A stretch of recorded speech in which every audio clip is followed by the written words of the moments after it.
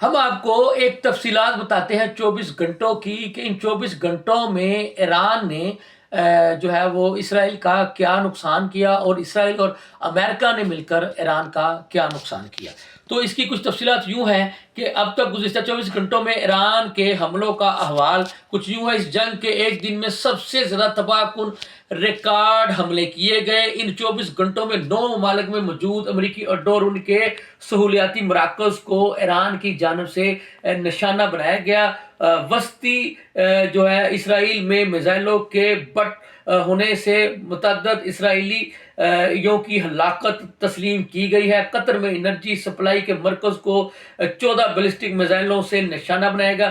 شدید نقصانات قطری انرجی کام نے کنفرم کیا۔ امارات کو 6 بیلسٹک میزائلوں اور 21 ڈرون سے نشانہ بنایا گیا۔ زیادہ تر جو انٹرسپیکٹ ہوئے 2 سعودی آئل ریفائنری کو نشانہ بنائے گا۔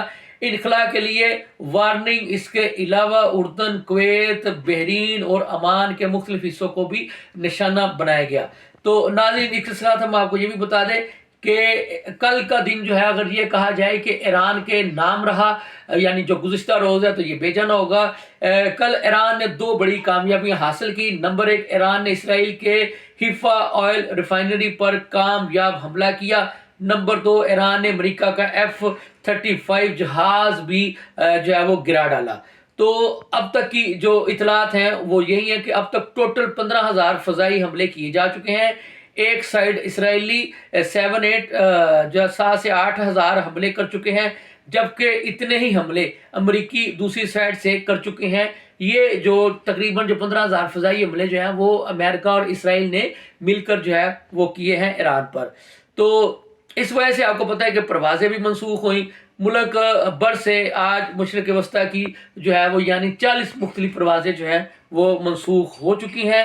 تو ایران سے جنگ کے آغاز سے اب تک جو ہے 16 امریکی فوجی جو ہیں یہ بھی ہلاک ہو چکے ہیں۔ یہ بلوم برگ کی رپورٹ ہے، میں نہیں کہہ رہا۔ بلوم برگ نے یہ دعویٰ کیا ہے کہ ایران سے جب امریکہ اور اسرائیل نے جنگ چھڑی ہے تو اس کے نتیجے میں اب تک 16 امریکی فوجی جو ہیں وہ ہلاک ہو چکے ہیں۔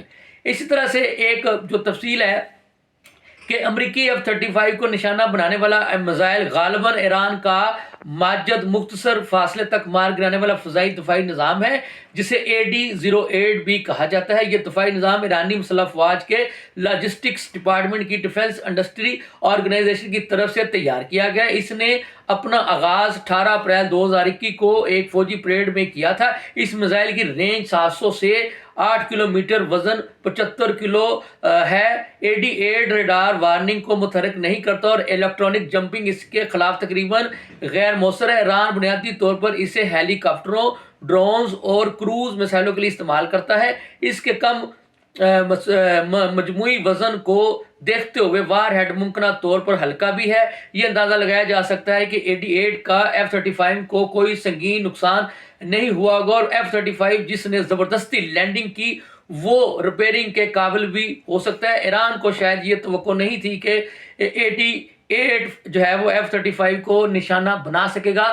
تو یہ ایک بہت بڑی کامیابی ہے، یعنی امریکہ کا ایک بڑا جہاز جو ہے وہ ایران نے اب تک مار گرایا ہے۔ اب تک جو ایران کو کامیابیاں ملی ہیں وہ بھی ہم نے آپ کو بتا دیا ہے۔ تو یہ ناظرین سلسلہ یہ جاری ہے۔ ایران جو ہے وہ پیچھے ہٹنے کو تیار نہیں ہے، اور اگر یہ کہا جائے کہ امریکہ اور اسرائیل اب پیچھے ہٹنے کی جو ہے وہ کوششوں میں مصروف ہے تو یہ بے جانا ہوگا، لیکن اب ان کو واپسی کا راستہ نہیں مل رہا ہے۔ اور جیسے جیسے یہ وقت آگے بڑھ رہا ہے، یہ جنگ آگے بڑھ رہی ہے، تو ایران کامیابیاں سمیٹتا چلا جا رہا ہے۔ اس کے ساتھ ہی مجھے اجازت دیجیے، اللہ حافظ۔